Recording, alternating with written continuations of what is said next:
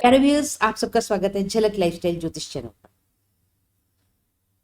आज का टॉपिक भारत के शुक्र लग्न का की गाथा या व्यथा। दोस्तों, आज की वीडियो विशेषतः हमारे देवज्ञ ज्योतिषाचार्यों के लिए और जो रिसर्चर ज्योतिष हैं उनके लिए एक, मैं कहूं कि आई ओपनर या एक तरह से उनके लिए एक टॉपिक है जिस पर कि वह चिंतन करें, मनन करें, मंथन करें, विचार करें। दोस्तों, एक बात तो ये कि हम कहते हैं हॉरोस्कोप ऑफ इंडिया, भारत की जन्म कुंडली, जिसमें वृष लगन है, जिसको कि हम मानते हैं 15 अगस्त 1947 रात को 12 बजे। ये हम भारत के जन्म का समय मानते हैं। दोस्तों, पहली बात तो ये कि ये जन्म कुंडली नहीं है, भारत का जन्म नहीं हुआ। भारत तो भारत था और है। भारत का एक हिस्सा अलग हुआ, भारत का विभाजन। भारत तो पहले भी भारत था, इंडिया वॉज इंडिया, वो बात अलग है। It was being governed by the Britishers.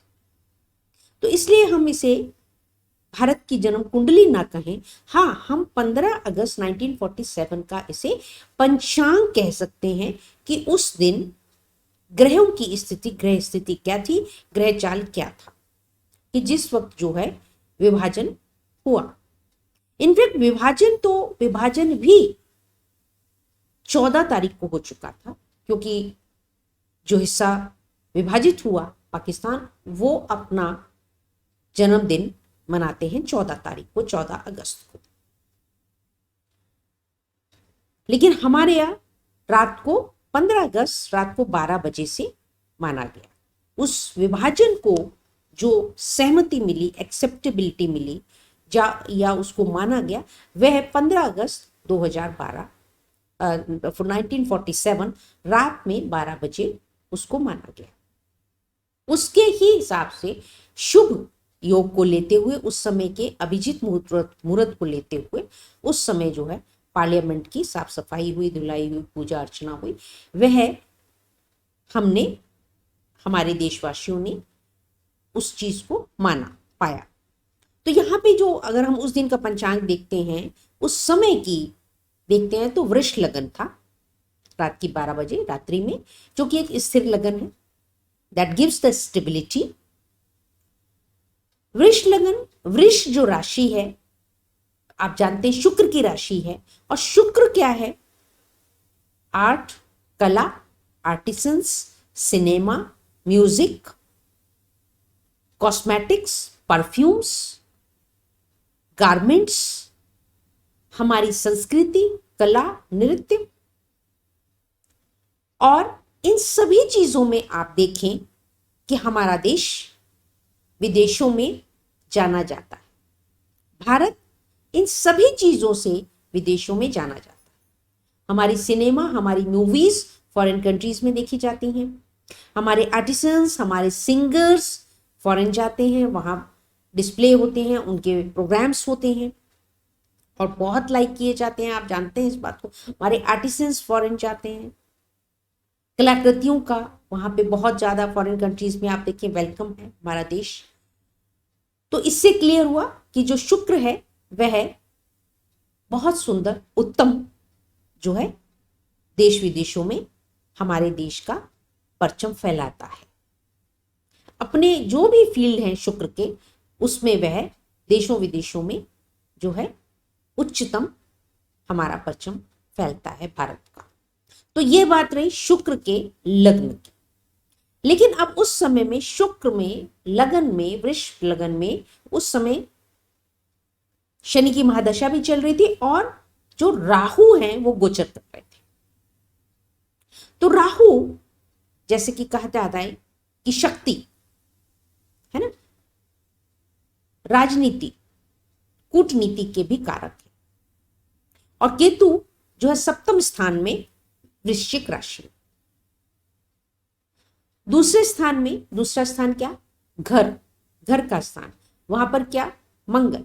मंगल क्या, पराक्रम, हमारी सेनाएं, police, BSF, uniforms, naval, air force, जो भी यूनिफॉर्म है, आप देखिए हमारा घर मजबूत, हमारी हर सेना, हर यूनिफॉर्म का प्रचार प्रसार बहुत सुंदर, बहुत स्ट्रॉन्ग, स्ट्रेंथ बहुत सुंदर। मंगल मेल पावर को भी रिप्रेजेंट करता है, पुरुषों को रिप्रेजेंट करता है, वह भी उत्तम। तीसरे स्थान में जो कि 4 नंबर है, कर्क राशि। कर्क राशि मतलब कर्क में चंद्रमा, 4 में चंद्रमा, सूर्य वहां पे, शनि वहां पे, बुध वहां पे, शुक्र वहां। तो सूर्य बुध के होने से बुधादित्य योग। बुधादित्य योग मतलब चमक, विदेशों को हमारे देश को रिकॉग्निशन देना पड़ा। रिकॉग्नाइज, हमारा देश दूसरे देशों से ऊपर को है रिकॉग्निशन में। सूर्य बुध। शनि, शनि जो कि पराक्रम देते हैं, बल देते हैं, डिसीजन मेकिंग। शनि और बुध मिलकर के meticulous decision making, research, R&D। चंद्र और बुध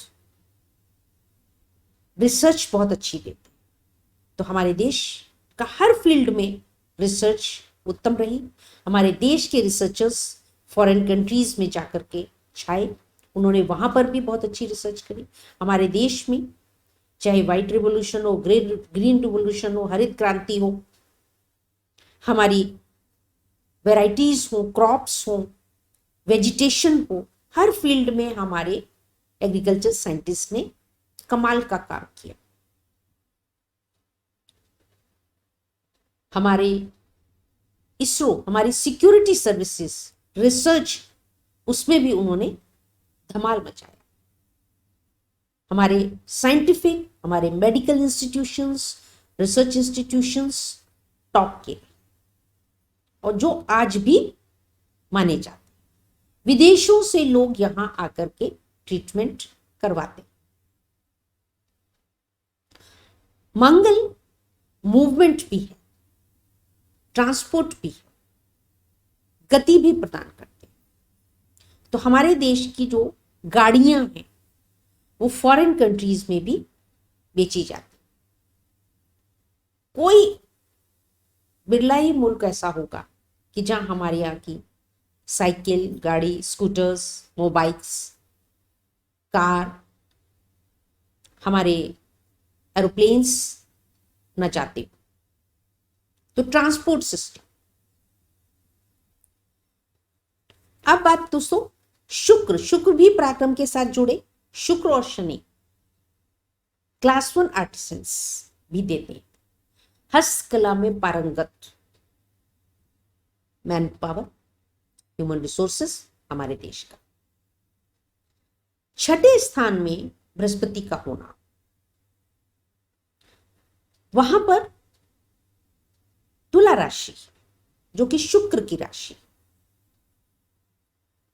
तो बृहस्पति जो है हमारे देश की जो महिलाएं हैं वह पूजा पाठ में पारंगत होगी, पूजा पाठ में विश्वास रखने वाली। और लगन भी शुक्र का है। शुक्र में राहु है, राहु बल भी देते हैं। तो हिम्मत से पूजा पाठ, जिसे कि हम कहें कि हठ योग में भी हमारी महिलाएं सबल हैं आगे। और 6ठे घर में बृहस्पति जो है लोन, तो इसमें हमारे देश ने लोन लेकर के ही अपनी स्थिति को मजबूत किया, और लोन चुकता भी होता रहता है। तो हम लोन चुकता भी हमारा देश करता है।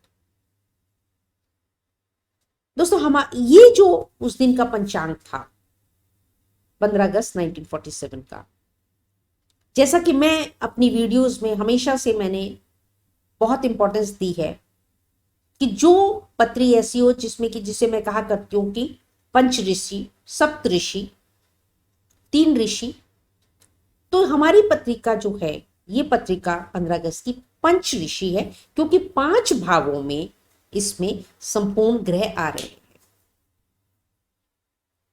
लग्न है, पहले में राहु, दूसरे में मंगल, तीसरे में सूर्य, बुध, शुक्र, शनि, सभी 5 ग्रह। वहां पर भी 5 ग्रहों की युति, पंचग्रही युति, पराक्रम स्थान, और छठे में बृहस्पति और फिर सप्तम स्थान में केतु। इस प्रकार से यह पंच ऋषि पत्रिका हमारे देश की उदय होती हुई वृश्चिक में स्थिर लगन में 15 अगस्त 1947।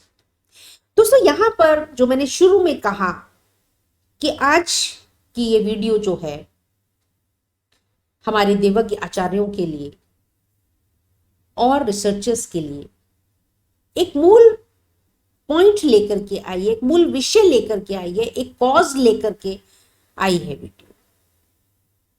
जो मेरा कंसर्न है, जो मेरा कॉज है, वो ये है कि हमारे देश की शुक्र लगन है, शुक्र महिलाएं हैं, गाय है, लेकिन अब आप देखें हम 75वें साल में हैं और हमारे देश का शुक्र का चारित्रिक हनन हो रहा है, चारित्रिक पतन हो रहा है।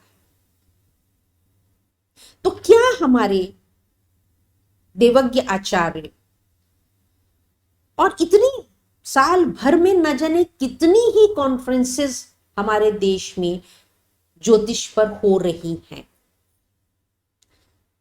हर महीने में आपको ऑल ओवर इंडिया 8 से 10 कॉन्फ्रेंसेस या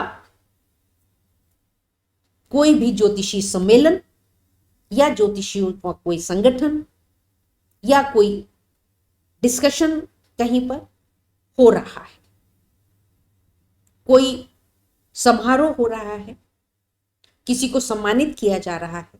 इस तरह की गतिविधियां हर महीने ही आप देख सकते हैं हो रही हैं, और उसमें कईयों में इंटरनेशनल एस्ट्रोलॉजर्स भी आते हैं। तो मेरा मूल मुख्य जो आज का कंसर्न है कि ऐसा क्यों हो रहा है और इसको रोकने के लिए क्या हमारे देवज्ञ आचार्यगण कुछ उपाय सोच रहे हैं, सुझाते हैं कि इतना चारित्रिक पतन क्यों हो रहा है महिलाओं का,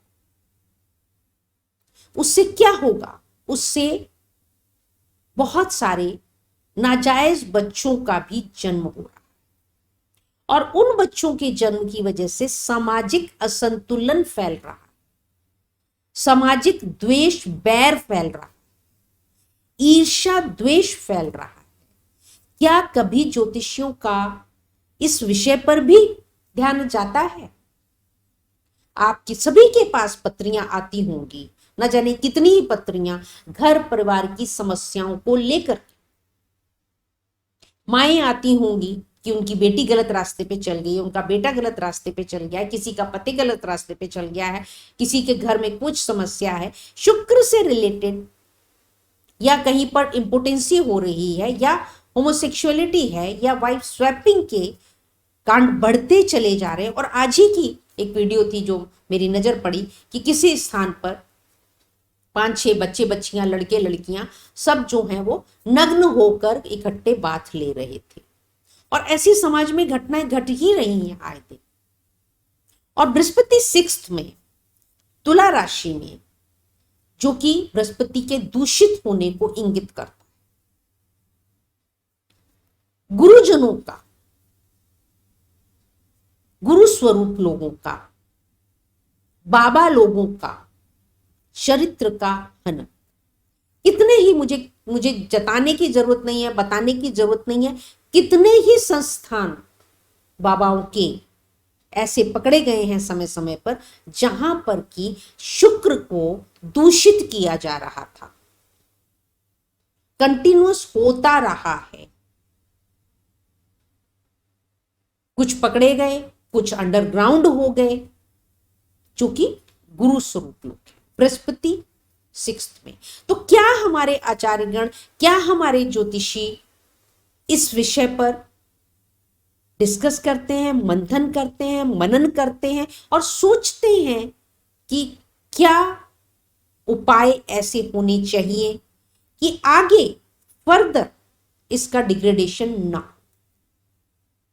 हालांकि कलयुग में कहा ही गया है कि कलयुग में कली प्रधान, मशीनें प्रधान, कलयुग में सेक्स प्रधान, और वही हो रहा है। लेकिन दोस्तों, हमारा देश भारत संस्कृतिवान देश है और सदियों से रहा है। हमेशा से ही दूसरे कंट्रीज की महिलाओं ने, वेस्टर्न कंट्री की महिलाओं ने हमारे देश के पुरुषों को अपना लाइफ पार्टनर, अपना पति स्वीकारना अच्छा समझा।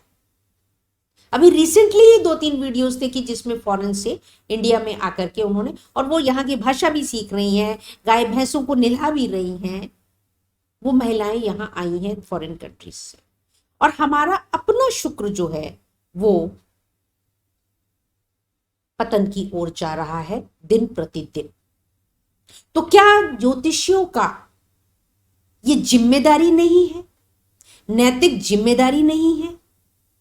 क्या उनको रिसर्च नहीं करनी चाहिए? क्या उनको ऐसे उपाय सुझाए नहीं जाने चाहिए जनरल पब्लिक में? क्या ऐसे विशेष यज्ञ उपाय समय समय पर करवाए नहीं जाने चाहिए? जब हमारे स्थान देवता को, कुल देवता को महत्व दिया जाता है, तो क्या परिवारों को अपने स्थान देवताओं, कुल देवताओं के स्थानों पर अपने बच्चे बच्चियों को समय समय पर ले जाना नहीं चाहिए? क्या उनको जिम्मेदारी नहीं बनती माता पिता की कि वह अपने बच्चों को संस्कृति, मूलभूत संस्कृति से जोड़े? भोग तो ठीक है, आपको मनुष्य जीवन मिला है तो भोग तो जानवर भी कर रहे हैं, लेकिन भोग कितना? क्यों कहा जाता है कि काम, क्रोध, लोभ, मोह, अहंकार सबको कंट्रोल में रखें, मुट्ठी में रखें, ये आपके शरीर से, आपके पिंड से ये बाहर ना जाए, आपा न खोए। इन 5 ही चीजों में आपको आपा नहीं खोना है, क्योंकि जब आपका अपना चरित्र कमजोर होता है तो आपके घर का चरित्र कमजोर हुआ, आपके बच्चों का चरित्र कमजोर हुआ, और आपके समाज का, आपके समुदाय का, आपकी जात का चरित्र कमजोर हुआ तो भारत देश का चरित्र कमजोर।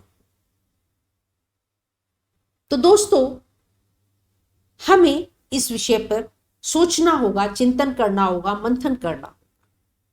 तो मेरी यही एक वंदना, प्रार्थना एक तरह से, और एक मैं ये कहूंगी कि बस एक मैं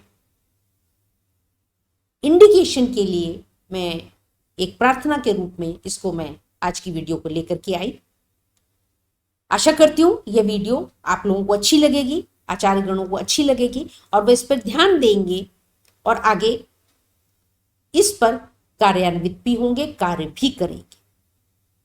और दोस्तों, जो लोग आप लोग देख रहे हैं, जो नए हैं, तो मेरे वीडियो को, मेरे चैनल को सब्सक्राइब कर ले और वीडियो को ज्यादा से ज्यादा शेयर कर, ताकि यह ज्यादा से ज्यादा जो ज्योतिष में रिसर्च कर रहे हैं या हमारी ज्योतिष महिलाएं हैं, ज्योतिषाचार्याएं हैं, ज्योतिषाचार्य हैं, उन तक यह वीडियो पहुंच सके ज्यादा से ज्यादा।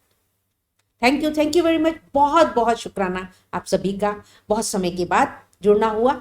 बहुत बहुत आप सभी का ध्यान, धन्यवाद, आभार।